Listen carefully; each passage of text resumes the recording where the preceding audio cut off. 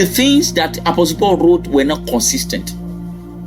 They were not consistent with each other. There were many topics in chapter 1, chapter 2, chapter 3, chapter 4, chapter 5, down to 12. But when it got to 12, Apostle Paul was trying to let them know, say, brethren, after many things, all right, I'm just paraphrasing, after many things I have taught you, say, I will not have you ignorant. See, there is a kind of knowledge that I have not been able to pass across to you. There was a kind of wine that I have not exposed to you.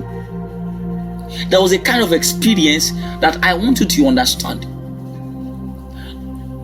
And I will not want you to be ignorant of them. Now, concerning spiritual gifts, concerning spiritual experiences, brethren, I will not have you ignorant.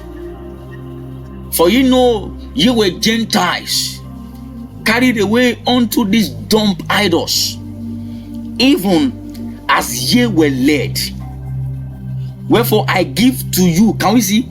I give you to understand. Can we see now? See, the understanding is there.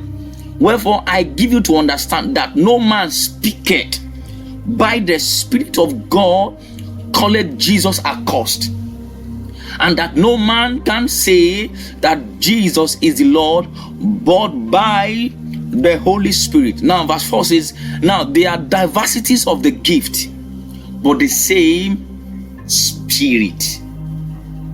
So every believer must never be ignorant. If Apostle Paul's intention was never for the church in Corinth, all right, in Corinth, not to be ignorant of the things of the Spirit, all right, then it means that God's message to every believer is for them not to be ignorant of spiritual experiences.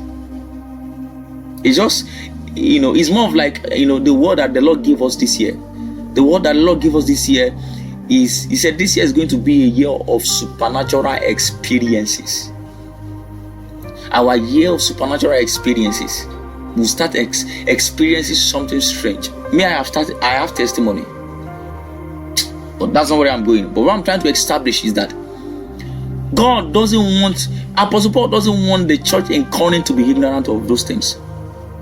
And so he gave them that level of understanding. He revealed to them. And he begins to list the things of the Spirit for them. He begins to mention the gift. It's a gift of prophecy, word of wisdom, word of word of knowledge. He begins to list those things for them because he doesn't want them to be ignorant. Such is the will of the Father, even for the believers in our time. God doesn't want every believer to be ignorant of the things of the Spirit. That's why every believer must fully be a participant of the things of the Spirit.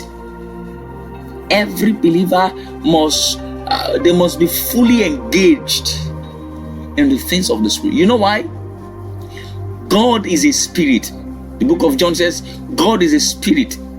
All right, and they that must worship Him in spirit and in truth. God is a spirit. All right. The way God communicates in a way that it look real to our spirit man than to our physical body. God's communication to a man looks real. It looks more real to your spirit man than to your physical body. You know why? Only spirit can understand spirit. Your body cannot understand the things of the Spirit. That's why our head, we can't understand God with our head. The only thing that is capable enough in understanding the things of God is our spirit. And that's when we allow the Spirit of God into our spirit. It brings them into us. He opens the realm of the Spirit to us like TV.